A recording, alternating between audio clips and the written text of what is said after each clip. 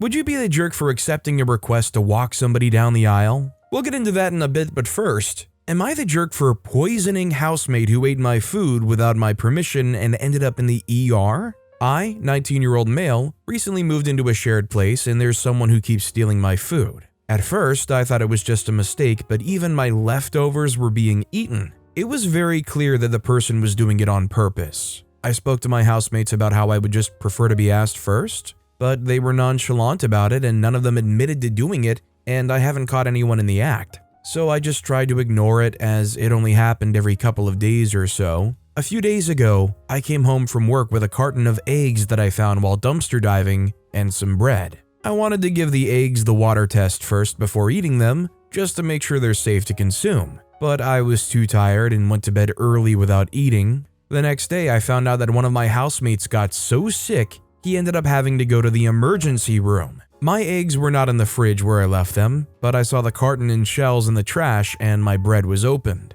I had a hunch that it was him because there was a possibility that the eggs had gone bad, but I was also annoyed at the fact that he helped himself to my food without asking. When he came back, I asked him if he'd eaten my eggs and bread, but he denied. I then said okay, but I hope whoever ate them doesn't get as sick as you did because I found the eggs in a dumpster. His face immediately dropped and he looked visibly uncomfortable. He got angry and went from saying that he may have consumed the food by mistake as he wasn't paying attention and doesn't exactly remember, and accusing me of poisoning him. He said that it's a health hazard to bring such food in communal spaces without warning everyone first, as it's not uncommon for people in shared places to eat other people's food by mistake. He hasn't spoken to me since then, and my housemates are siding with him and calling me disgusting for doing that. A part of me feels like I wasn't wrong because they were my eggs that I was fully intending on eating, and I didn't think I had to warn people against eating food that didn't belong to them,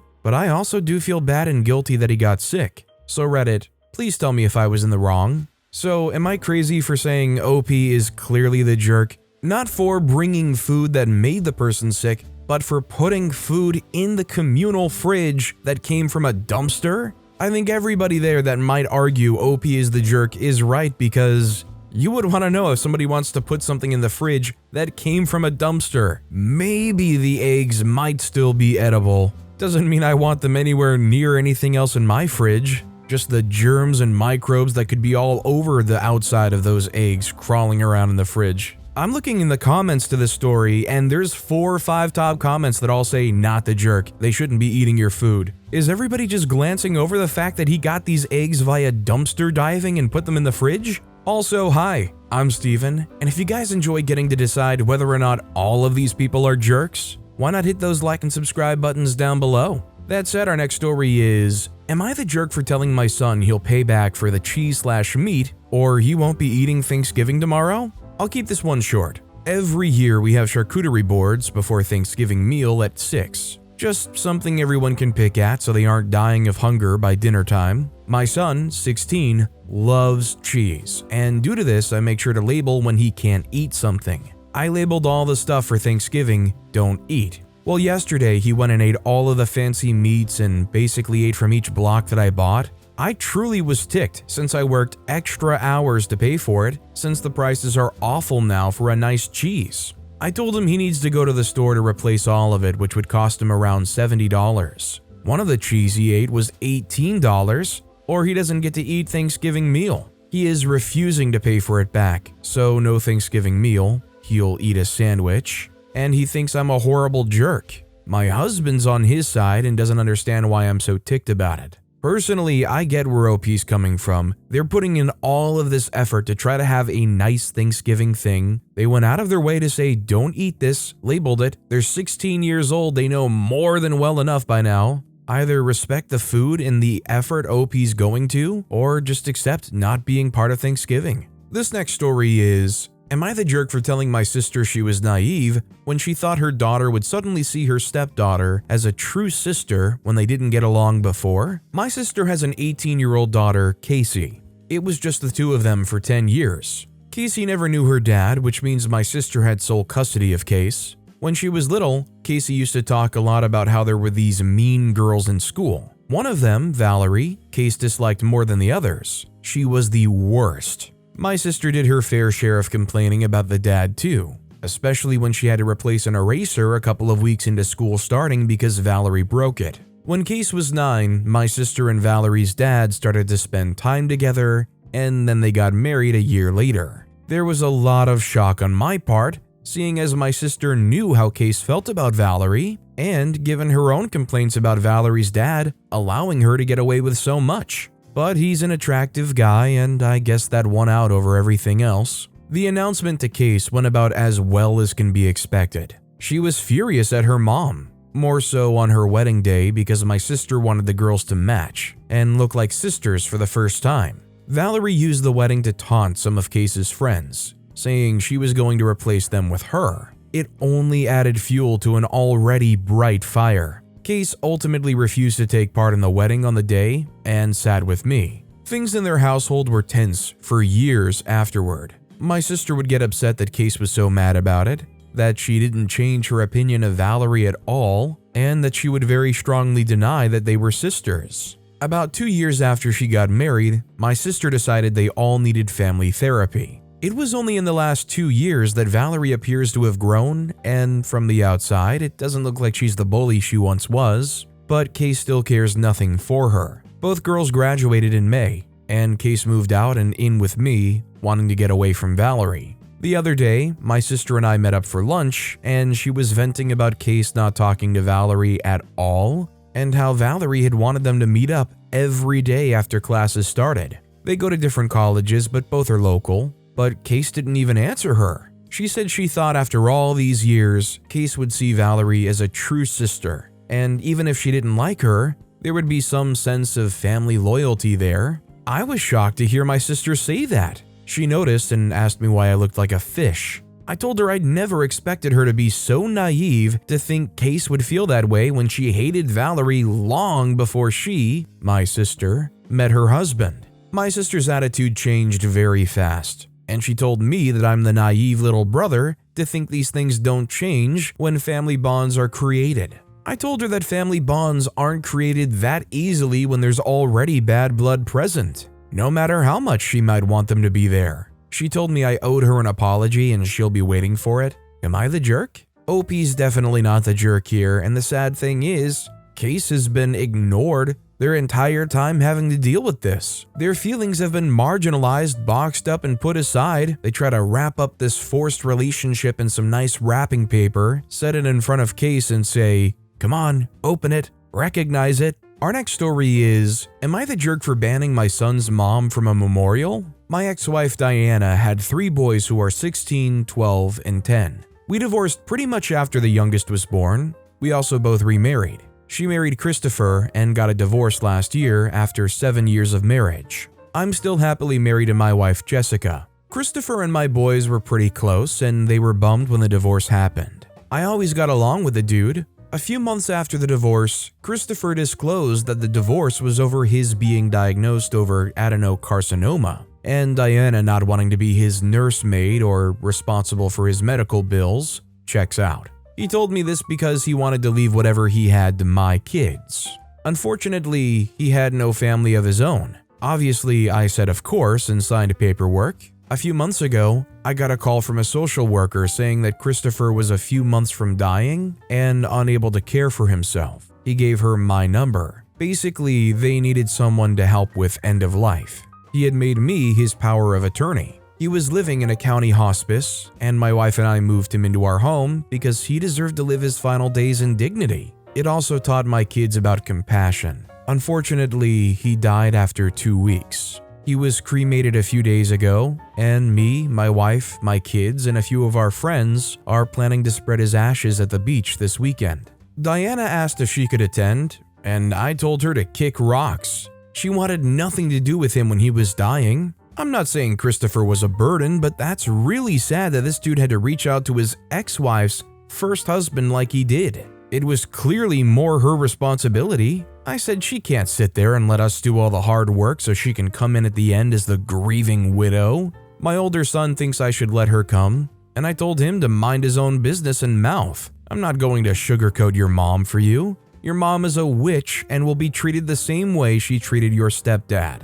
I don't think OP's really out of line here. I think honestly the son should see this, and maybe they won't get it now, but maybe if they reflect on it later, they may be able to realize why OP acted the way they did. The utter lack of compassion for this poor dying man. Our next story is, am I the jerk for asking my friend and her boyfriend to pay me the cost of ingredients for the Thanksgiving dessert they ate? I, 22-year-old female, live with my friend Chelsea, 23-year-old female. The two of us live there on a lease, but her boyfriend Jake, 23-year-old male, will often come over to spend time with her. Not so much it's like he's practically living with us for free, but enough that I don't get surprised if I come home to see him on the couch occasionally. Yesterday, I made an Oreo dirt cake for Thanksgiving. I'm the dirt cake lady for my family and friends. I'll make it for birthdays, Christmas, New Year's, and Thanksgiving. People will ask me to make it, or I'll do it as a given. This year, I changed things up slightly with golden Oreos and was happy with the result, as I got it loaded into our freezer for it to set overnight. I checked on it briefly this morning and transferred it to the fridge before going to work. Now, while Jake eats while over at our apartment, it's usually Chelsea's food or food we share with each other, like pizza, chips, popcorn, etc. I don't mind if either of them eat some of my food, but I will point out if something is for a special occasion so they don't eat it. I texted Chelsea that the dirt cake in the fridge was for my family's Thanksgiving dinner and to keep her and Jake's hands off it. She gave me a thumbs up emoji in reply, and I didn't think anything of it. I didn't expect when I got home to see Chelsea and Jake on the couch watching a movie with the bowl the dirt cake was in on the living room table and half eaten. There were 2 big spoons inside of it. Obviously, I got irritated and asked her why the freak did she and her boyfriend eat the dirt cake when I explicitly said to leave it alone since it was for my family in my text. Chelsea tried to claim that the text must have not gotten through, but I shut that down quickly by showing that she replied to it. Chelsea clammed up, and Jake tried to defend her by saying it's just pudding, which ticked me off more. I remembered that I still had time to remake the dirt cake, so I asked Chelsea and Jake to give me honey so I go shopping to buy the ingredients and redo it, telling them the price. They both refused and told me I was being overly dramatic over a dessert that doesn't even taste all that great. I asked them if it wasn't good, then why is half of it gone in one sitting? They didn't answer me, so I rolled my eyes and told them I expected the money by tomorrow morning. Jake left soon after that, and Chelsea refused to speak to me for the rest of the night. I told my siblings what happened, and they told me I was right to ask them to pay for the cost. Our mutual friends, however, think I'm being dramatic over the situation and think I should just pay for it myself. I don't think OP's overdramatic or out of line at all. I think most people would be frustrated in this situation, and they would want some kind of, at least apology, some way for them to make it up to them. Our next story is, am I the jerk for always letting my middle daughter choose her room/bed first on vacations? My husband and I have 4 kids, Evan, 20, Adriana, 16, Elizabeth, 15, and Michael, 15. We try to travel 3 to 4 times a year. 3 years ago, the night before we were supposed to leave, my friend told us we couldn't use her cabin anymore. We were all looking for new places, and Adriana sent a listing for this small town in the middle of nowhere. We ignored it the first few times she sent it, but she eventually talked us into looking at it, and it was perfect. We paid a little over $200 a night for a beautiful cabin on the lake with a game room and enough beds to allow everyone to get their own bed. The people were great, the drive wasn't bad, and there was actually a lot of things to do there. It's become one of our favorite vacation spots. When Adriana was 14, we pretty much started letting her book family vacations. She had to run everything by us first, but she was the one that chose where we went and where we stayed. Her only condition is that she gets first pick for rooms and beds. She's even booked an international vacation for us, including flights and a rental car. We've given the kids other opportunities to help with vacations. They all know if they can find a place that we'd want to go and stay within a budget, they can get first dibs if we book it. The problems are that they have a hard time sticking to a budget, or they're set on a specific place even if it's not suitable for everyone. They'll pick a hotel or rental that's nearly the entire or over the vacation budget, or doesn't have enough rooms because it has a specific feature. Because of this, we almost always go with Adriana's choice. We recently spent 3 nights in a cabin with 3 bedrooms. 2 rooms had a king bed and an ensuite. Third had 4 twin beds. Adriana chose one of the rooms with the king beds. There was a pull-out couch available, but none of them wanted it. After we left, they were upset that Adriana got her own room and bathroom while the rest of them had to share. I told them they know the deal and that if they can find a place for everyone, stay within budget, and pick a place that we'd all want to go to, they can also choose their room and bed.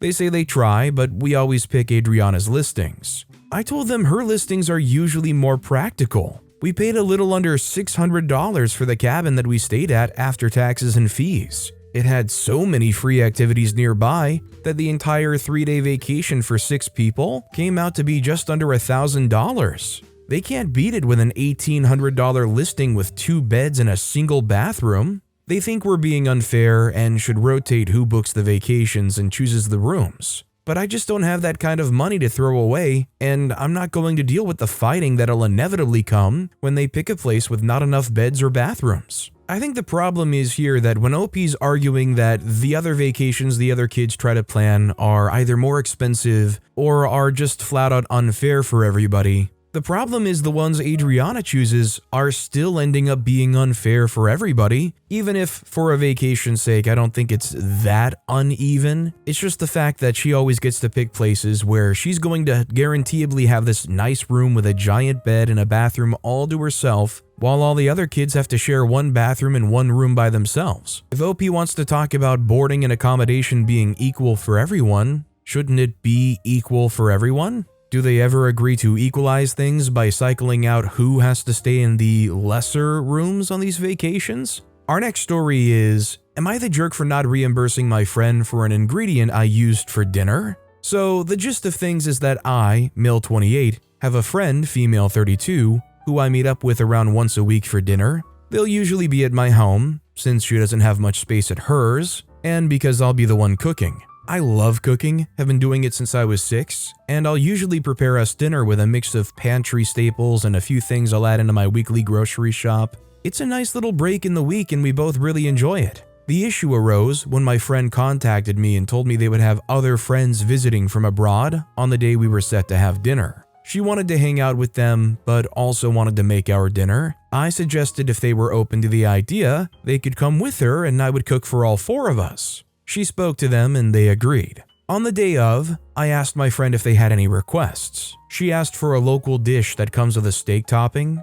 baked Japanese curry rice with steak if anyone is curious, and I said that would be fine. I would get the cheese if the 3 of them could get the steak they wanted for themselves. I myself am vegetarian, but I don't mind cooking meat for guests. She agrees. I also give her some suggestions for what she can ask for in Japanese to get a good, mid-priced cut of steak. When they arrive, I'm already doing my prep. My friend hands me the steak and I notice it's a very high-quality one, practically coated in marbling. I mention how surprised I am, and she laughs it off saying that the assistant she spoke to recommended it as a very good cut. I carry on cooking. We ended up having a great dinner. Everyone was very complimentary about the food, and I opened some wine I'd bought for the dinner too. We ended up chatting until quite late before everyone left. Things got a little awkward after they left. I received a text from my friends saying that they'd all enjoyed the dinner and asking me to transfer her around $64 for the steaks.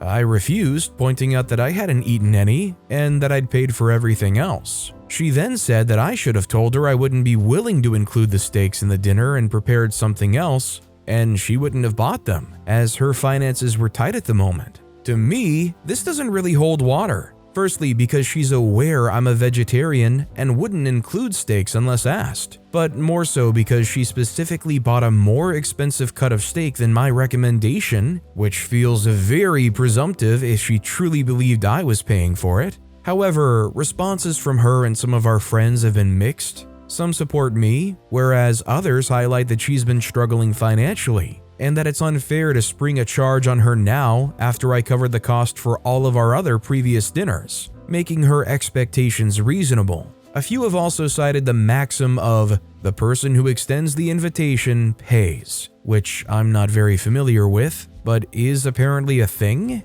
So, am I the jerk for not paying this back? I mean, to me, I see the whole situation, and my gut is saying OP is not the jerk. They didn't partake in it. They did help out in cooking it. OP wasn't the one who suggested it or brought it up. In fact, I would argue that if somebody says, if you bring it, I'll prepare it, kind of advocates for the person bringing the ingredient to pay for said ingredient. OP never said that they would compensate the price of the steaks, and I think it's pretty presumptuous to assume so. This next story is, am I the jerk for not having my brother and sister-in-law's baby room set up by the time they arrived and ruined Thanksgiving? So this situation, in my opinion, is ridiculous. So parents, please chime in. My brother, 36, and his wife, 34, and myself, 34, are all visiting my mom's house for Thanksgiving, and being the new parents of their 1-year, 3-month-old first baby, they are quite protective in my opinion. FYI, I don't have any kids. Recently they had all these stringent requests, such as having a baby gate but it needs to be the drill-in, not the pressure ones.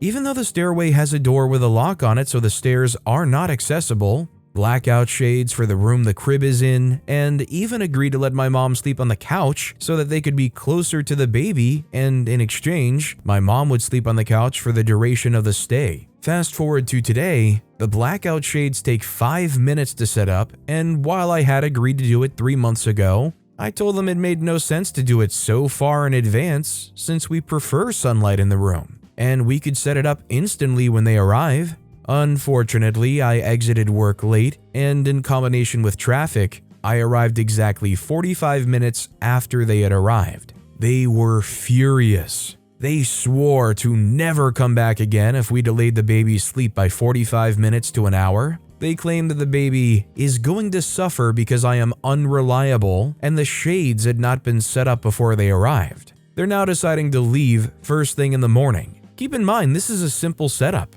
A literal bath rod and blackout shades and then putting that in the window. Everything was purchased, it just had to go on the window. Some background info, they drove about 7 hours with traffic, so I get there tired and exhausted, and the baby was probably crying so they were on edge. Also, we promised to have it ready, but it wasn't done in time. Also, I'm kind of ticked off because of the following. 1. My brother's dog was having an allergic reaction, so I fronted my brother the money, $400, no questions asked, and no repayment requested. 2. Just recently I traveled to Boston to scope out apartments and neighborhoods on their behalf since they're moving there soon but live too far to travel and they have a baby, $2,000. 3. My mom supported him and his wife prior to them having a baby and let them both live rent-free for an extended period of time in her house to help them save money. I feel they're entitled and spoiled and should not be acting this way. I'm also upset because my sister-in-law was telling my mom how it was unfair how everything wasn't set up prior to their arrival, even though we said it would be. I think it's unreasonable because moving the crib up a set of stairs is impossible for my mom, as she's older, and everything could have been resolved with putting up blackout shades in 5 minutes where the crib currently is, and everything else in the morning. Does 1 hour difference in sleep schedule truly make a child/baby suffer? I completely understand. Like, should you have had it set up beforehand? Probably. Is it that big of a deal? No, it takes 5 minutes. Somebody's gonna blow up a whole family holiday over something like this? And OP was already willing to be so accommodating, especially like with drill-in baby gates. Most parents would have to just kind of bring all the supplies themselves or be expected to supply those kinds of things themselves, right? Our next story is, am I the jerk for accepting my daughter's request for me to walk her down the aisle and fill in for a mother-daughter dance at her wedding when my husband has been her stepdad since she was 10? I lost my first husband when our children Kala, 24-year-old female, and Hawthorne, 26-year-old male, were 6 and 8 years old. I remarried 4 years later. I met my husband a year after losing my late husband. We were friends for several months, dated some, stronger feelings developed, and I introduced him to the kids to see how they would get along. We halted for a year while my kids and I did some therapy because their reaction to my husband was strongly negative because they didn't want to replace their dad. But once therapy was ongoing, they were doing better. From there, things moved faster, but the kids were on board for things to move on. They were clear, however, that my husband was not going to be filling the role of a dad in their lives. My husband said that he was fine with that as long as he was respected and they could work toward being a caring family. Kala and I were always close, but she was a real daddy's girl. Losing her dad was extremely tough for her. She did form a nice relationship with my husband, but it comes nowhere close to the bond she had with her dad. From the age of 12, she and I became much closer. I think my parenting style, as well as my willingness to talk about her dad, even after I remarried, made me someone she felt she could be open with. She was 15 when she told me if she ever got married, she would want me to walk her down the aisle and for us to do a mother-daughter dance instead of a father-daughter one. I told her we could dance to the song her dad used to sing to her. She said she loved the idea. Even though she seemed to mean it, I always assumed things would change when she got older. I figured she would choose to walk alone, with her brother as a representation of her dad and their close relationship, as well as for the societal expectation for a man to do it, or with her husband. But when she got engaged 3 weeks ago, she asked me right away. She brought up our past conversation and told me she wanted exactly that. I told her I would be honored. We cried tears of joy together. I told her that her dad would be so proud. My husband took the news in a way I did not expect. His first question was whether I suggested she ask us both to do it, and I told him no. Then he asked if she ever considered asking him, and I said I couldn't answer that for her. He asked me if I thought of him when I said yes. He asked whether I gave any thought to all he has done for Kala,